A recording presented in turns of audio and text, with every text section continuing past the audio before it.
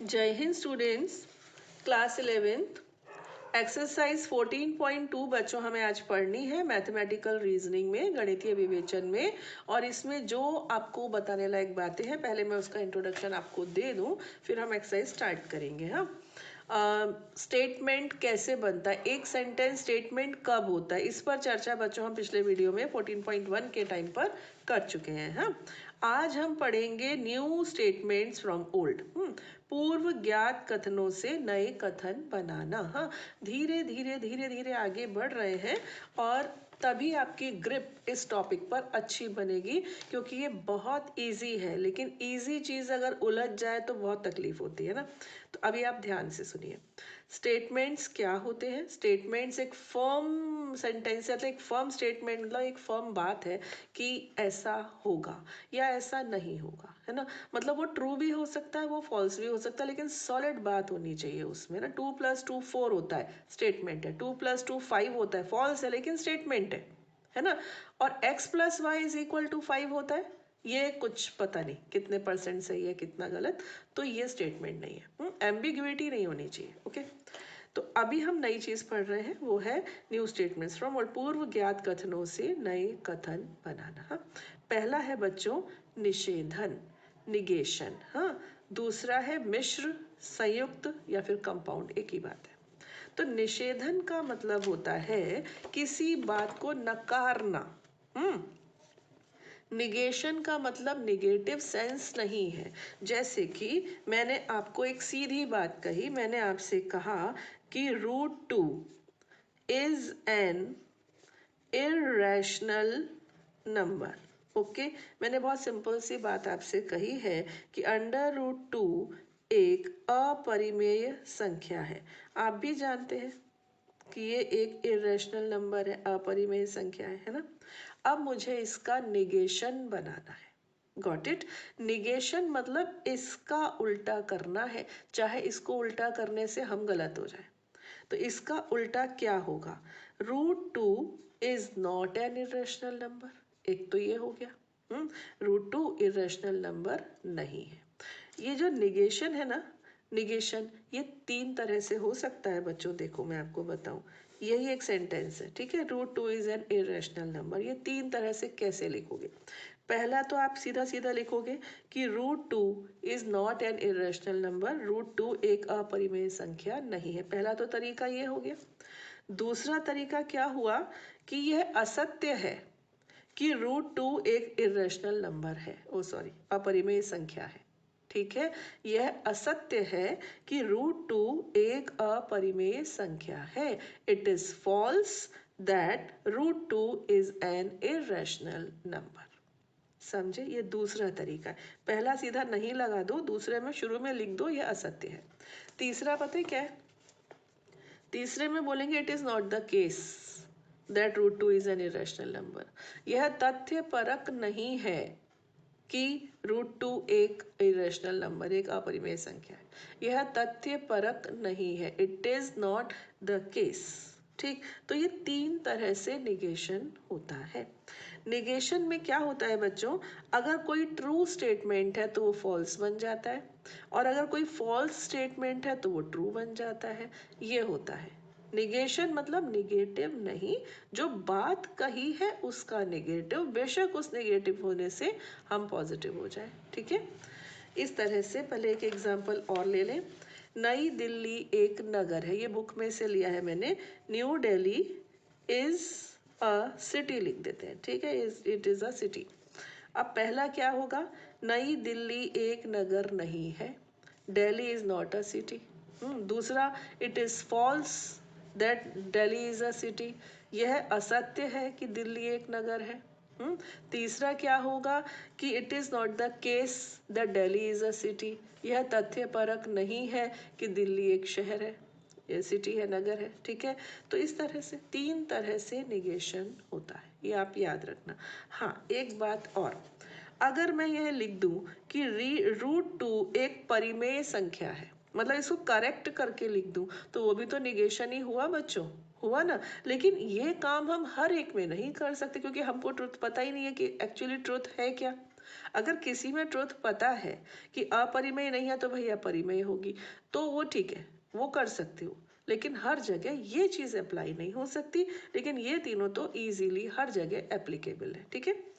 तो जैसे एक और लिखा है मैंने, 3 और 3 का योगफल 8 है, तो आप क्या लिख देंगे, 3 और 3 का योगफल 8 नहीं है। अब आप सीख गए है ना, दो के लिए प्रैक्टिस काफ़ी है। अब दूसरी चीज़ बच्चों मैं आपको सिखा रही हूँ कि पुराने स्टेटमेंट से नया स्टेटमेंट कैसे बनेगा, एक निगेशन से। दूसरा है मिश्र या संयुक्त भी बोल सकते हो, या फिर कंपाउंड। अब आप बताओ, इंग्लिश में आपने ये चीज़ें पढ़ी है ना, लेकिन वो सेंटेंस के लिए पढ़ी है ना, मिश्र वाक्यों के लिए। अब हम स्टेटमेंट्स, कथन के बारे में बात करेंगे। यानी कि 2 स्टेटमेंट्स हैं, 2 से ज़्यादा भी हो सकते हैं, अभी मैं 2 की बात कर रही हूँ। हाँ, इनको हम जोड़ दें, कनेक्टर लगा दें। कनेक्टर में एक तो होगा एंड और दूसरा होगा और। एंड का मतलब होता है तथा या फिर और, ये वाला और, हिंदी वाला है ना।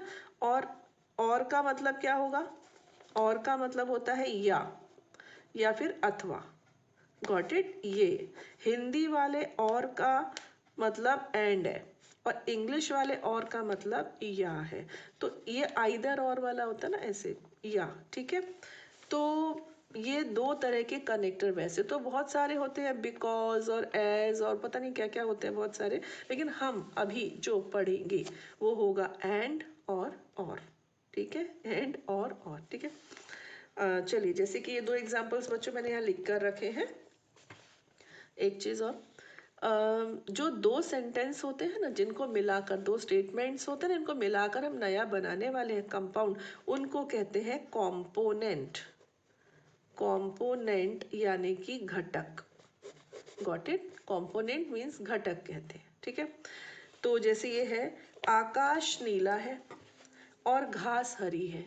तो 2 सेंटेंस कौन कौन से हैं जिनसे ये मिलकर बना है। पहला स्टेटमेंट, सॉरी मैं सेंटेंस बोल रही हूँ, स्टेटमेंट समझना, ठीक है। पहला स्टेटमेंट है आकाश नीला है, दूसरा स्टेटमेंट है घास हरी है, और ये दोनों जोड़ दिए गए किस कनेक्टर से, और। आकाश नीला है और घास हरी है, यानी कि इसमें से अगर सेंटेंस अलग करने को कहें तो हम अलग भी कर पा रहे हैं, और अलग दिए होते और बोलते कनेक्ट करो तो हम कनेक्ट भी उनको कर लेते। तो ये कहलाते हैं बच्चों घटक हिंदी में, और इंग्लिश में कहते हैं कॉम्पोनेंट्स। ये कॉम्पोनेंट्स है और ये उनका मिश्र वाक्य है, यानी कि कंपाउंड सेंटेंस या कंपाउंड स्टेटमेंट है, ठीक है। एक एग्जाम्पल और बच्चों, बल्ब या बिजली के तार में कुछ खराबी है। तो पहला स्टेटमेंट बनेगा बल्ब में कुछ खराबी है, दूसरा स्टेटमेंट बनेगा बिजली के तार में कुछ खराबी है। हाँ, इन दोनों को मैंने या से कनेक्ट किया है। ये बातें आपको क्लियर हो गई। अभी बच्चों इस पर एक एक्सरसाइज 14.3 भी हम करेंगे, उसमें मैं आपको ट्रुथ टेबल बनाना सिखाऊंगी, वो आप ज़रूर देखिएगा मेरा वीडियो, और वो बहुत यूज़फुल रहेगा। वहाँ से मतलब एक बेसिक स्टार्टिंग आपको मिलेगी किसकी, मैथमेटिकल रीजनिंग की एक्चुअल स्टार्टिंग। एक बात और, हर जगह और लिखा हो तो वो कोई ज़रूरी नहीं है कि कंपाउंड सेंटेंस हो, कंपाउंड स्टेटमेंट हो। देखो कैसे, 3 और 3 का योगफल 8 है। अब इस और का मतलब थोड़े ही वो वाली चीज़ है जो हम जिसके बारे में चर्चा कर रहे हैं, समझे ना मेरे पॉइंट को। तो 3 और 3 तो आया and 3, sum of 3 and 3 is 8, लेकिन ये एंड कनेक्टर नहीं है बेटा। हाँ, ये एक सेंटेंस का पार्ट है, स्टेटमेंट का पार्ट है, कनेक्टर नहीं है। अब हम सीधे से एक्सरसाइज 14.2 स्टार्ट करने की पोजीशन में है, बट एक चीज़ मुझसे मिस हो रही है, वो भी सुन लीजिए। एक स्टेटमेंट है पी बच्चों, ठीक है, जस्ट अ मिनट। एक स्टेटमेंट है पी, ठीक है, मैंने इसका निगेशन लिया, तो इसको लिखते कैसे हैं, शो कैसे करते हैं, ऐसे, ये, ठीक। और इसको बोलते हैं पी नॉट। पी नॉट यानी पी का उल्टा, ठीक। हिंदी में कहते हैं पी नहीं। ओके, तो पी नॉट या पी नहीं, और लिखते कैसे, ऐसे, समझ जाना, इसमें डैश वैश नहीं लगाते हैं, ऐसे लिखते हैं। एक चीज और जो मिस हो रही है वो सुन लीजिए, पी और क्यू, तो ये और का साइन है, और मतलब अथवा, ये अथवा वाला और है, ठीक। P एंड Q, एंड ये एंड का साइन है तथा वाला, और वो वाला हिंदी वाला और, तो ये एंड है बच्चों, ये और है। जैसे कि यूनियन और इंटरसेक्शन होता था ना, वो यू से था, ये वी से है, दैट्स ऑल, बात वही है। इतना आप याद रखिएगा। और अगर मुझे कुछ याद आता है तो मैं आपको बताती हूँ, वैसे तो मुझे लगता है मैंने पूरा ले लिया, तो अब मैं क्वेश्चंस ले सकती हूँ। ये रही एक्सरसाइज 14.2 जो मैंने ऐसे नोट करके रख ली है आपके लिए। तो क्वेश्चन हम पढ़ते हैं। निम्नलिखित कथन का निषेधन लिखिए, यानी कि negation. Right the negation of the following statements. पहला है बच्चों, चेन्नई तमिलनाडु की राजधानी है। Chennai is the capital of Tamil Nadu. तो पहला है ना, तो मैं ढंग से कर रही हूँ, इसके बाद तो मैं आपको वर्बली बस बता दूंगी, है ना। तो आप कैसे लिखेंगे इसको? चेन्नई तमिलनाडु की, तमिलनाडु की राजधानी नहीं है। मुझे तो ये बेस्ट लग रहा है यहाँ पर, वैसे हर जगह ये नहीं सूट भी नहीं करता, तो हमें वो दूसरे वाले लगाने होते हैं। यहाँ पर बेस्ट है ना। इंग्लिश वाले क्या लिखेंगे? Chennai is not the capital of Tamil Nadu. बच्चों सुनो, ये ट्रू था, लेकिन इसका निगेशन फॉल्स हो गया, उससे कोई फर्क पड़ता नहीं है ना। ये ट्रू था, ये फॉल्स हो गया, इससे कोई फर्क नहीं पड़ता, हमारे बात पूरी होनी चाहिए, ठीक है। अब हम कोशिश करते हैं कि कम लिखकर ज़्यादा पढ़ा दें। √2 एक सम्मिश्र संख्या नहीं है। √2 is not a complex number. इसकी वैलिडिटी पर हमें नहीं जाना, मैं बार बार बोल रही हूँ, ये मत सोचना कि ये सही है या गलत है, आप अपना काम करो। तो अब आप क्या लिखोगे? √2 एक सम्मिश्र संख्या है। एक तो ये हो गया, क्योंकि ये बढ़िया हो गया, नहीं हटा दो। दूसरा, यह असत्य है कि √2 एक सम्मिश्र संख्या नहीं है, ठीक है। तीसरा, यह तथ्यपरक नहीं है कि √2 एक सम्मिश्र संख्या नहीं है। इंग्लिश वाले, √2 इज अ कॉम्प्लेक्स नंबर, बस नहीं हटा दो, नॉट हटा दो। एक तो ये, it is false that √2 is not a complex number. It is not the case that √2 is not a complex number. आपकी चॉइस है, मुझे तो लगता है बस नॉट हटा दीजिए, बेस्ट है। थर्ड है, सभी त्रिभुज समबाहु त्रिभुज नहीं होते हैं। बच्चों नहीं हटा देना, आपका आंसर रेडी है। सभी त्रिभुज समबाहु त्रिभुज होते हैं, ठीक है। All triangles are not equilateral triangles, all triangles are equilateral triangles. Got it. Fourth है, संख्या 2 संख्या 7 से अधिक है। तो संख्या 2 संख्या 7 से अधिक नहीं है, सिंपल। हाँ, यह असत्य है कि संख्या 2 संख्या 7 से अधिक है। यह तथ्यपरक नहीं है कि संख्या 2 संख्या 7 से अधिक है। The number 2 is not greater than 7.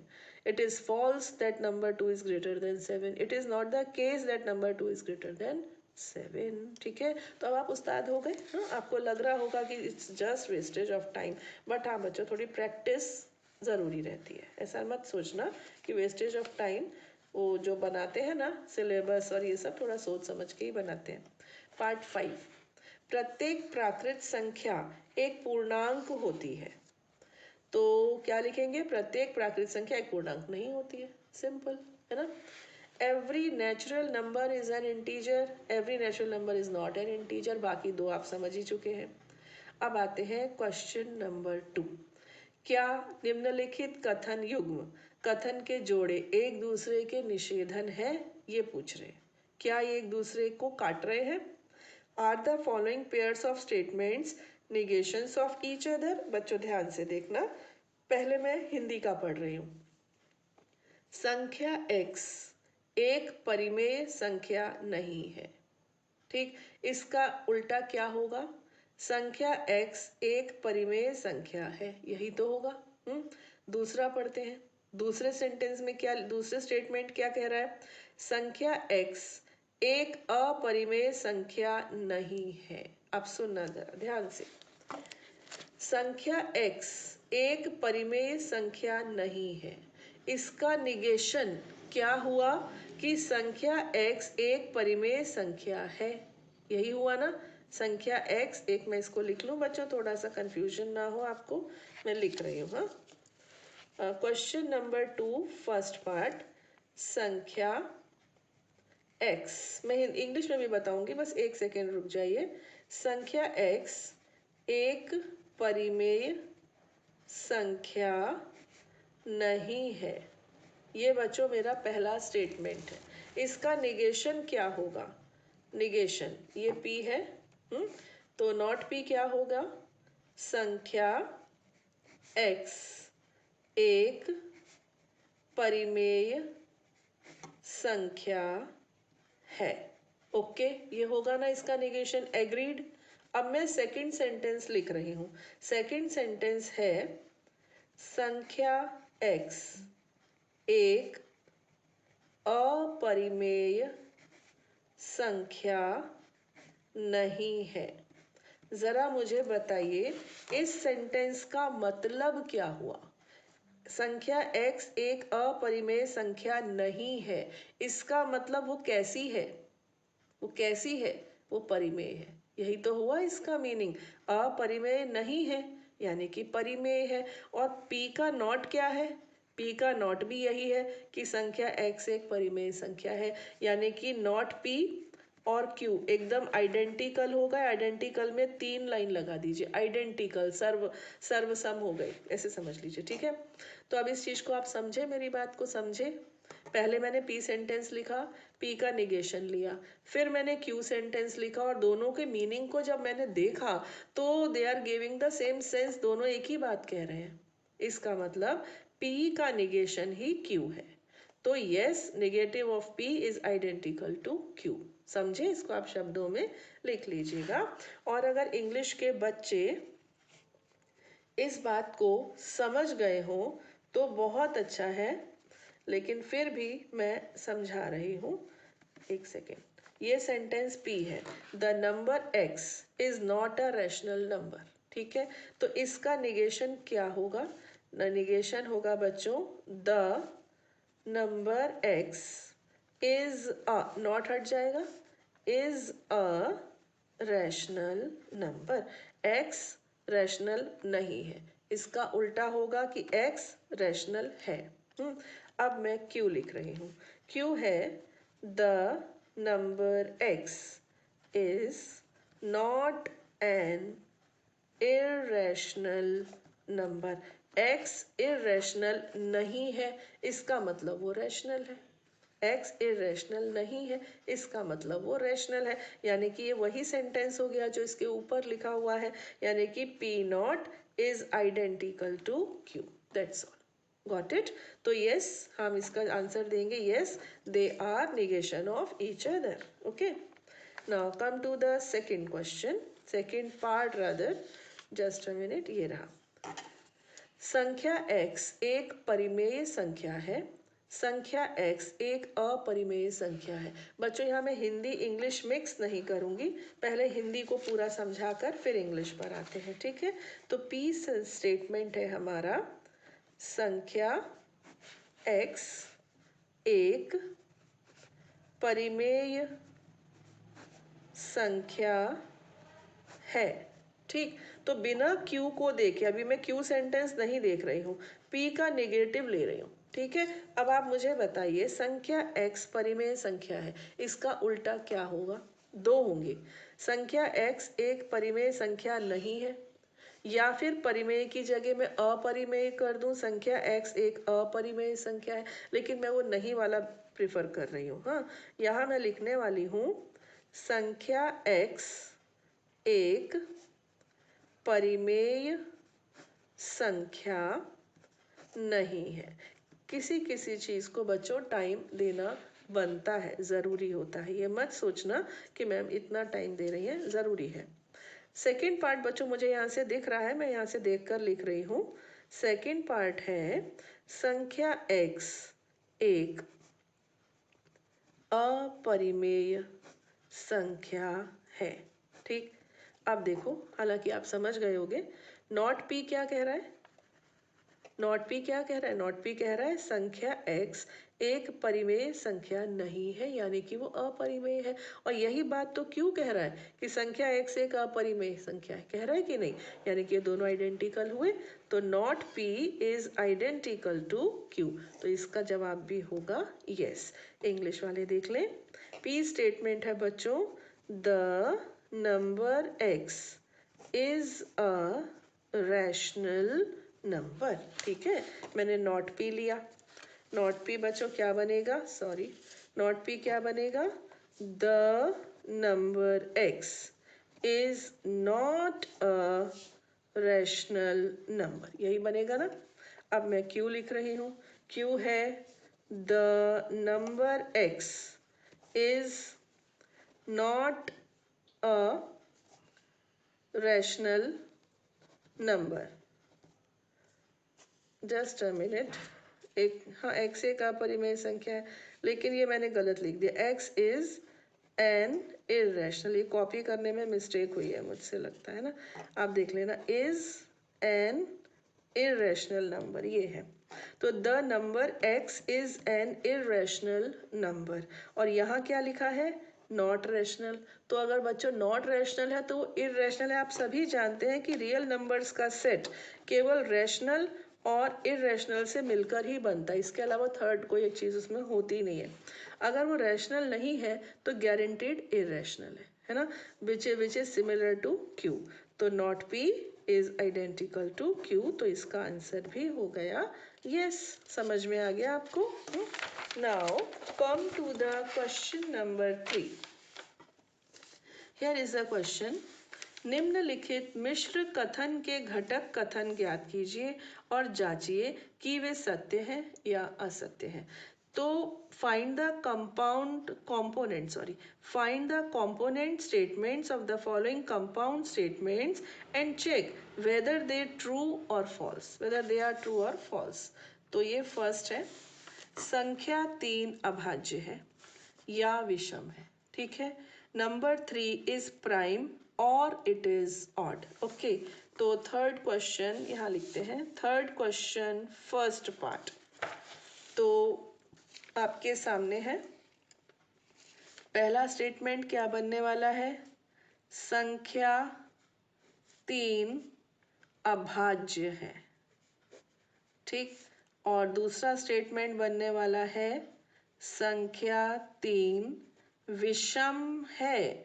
बच्चों देखकर लगता है कि हम कर लेंगे, लेकिन खुद से जरूर करना है इसको। हाँ, इंग्लिश वालों के लिए क्या होगा? नंबर 3 इज प्राइम, ये पहला हो गया। और क्यू है नंबर 3 इज ऑड। अब ये बताओ, अभाज्य है, यस ट्रू है, ये टी लिख देती हूँ। हाँ, विषम है, ट्रू है, प्राइम है और ऑड है, ठीक, ट्रू है। सेकेंड पार्ट है, समस्त सभी पूर्णांक धन है या ऋण है। ऑल इंटीजर्स आर पॉजिटिव और नेगेटिव। ठीक, तो फर्स्ट स्टेटमेंट बनेगा समस्त पूर्णांक धन है। ठीक, क्यों बनेगा समस्त पूर्णांक ऋण है। तो फॉल्स, फॉल्स, दोनों थोड़ी, सारे थोड़ी पॉजिटिव या नेगेटिव होते हैं। इंग्लिश वाले भी लिख लेंगे, all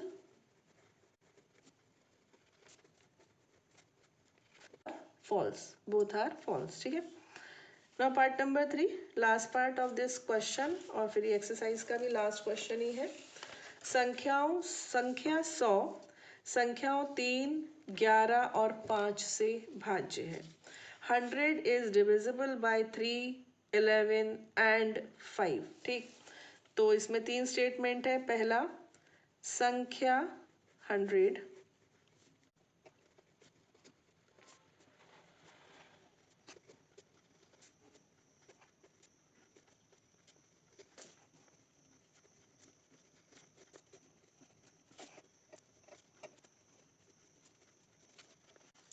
now it is false, it is false, it is true, false false true. ठीक, अब बात ये आती है कि कंपोनेंट तो हमने इजीली बता दिए। अब जो इनका जो सेंटेंस था, ओरिजिनल सेंटेंस क्या था, नंबर 3 इज प्राइम और it is odd, all integers are positive और negative, 100 is divisible by 3, 11 and 5, ये कैसे है? जो कंपाउंड स्टेटमेंट्स हैं वो कैसे हैं? इनके कंपोनेंट्स तो हमने बता दिए। अब ये चीज़ जो कंपाउंड स्टेटमेंट्स हैं वो ट्रू फॉल्स कब होते हैं, ट्रुथ टेबल बनाकर हम पता करते हैं। ठीक है, उसके लिए बस आप वेट कीजिए मेरे नेक्स्ट वीडियो का। नेक्स्ट वीडियो में आपको यही चीज़ बताने वाली हूँ और बहुत ईजी वे में। ओके, खुश रहिए बच्चों, आबाद रहिए, जय हिंद।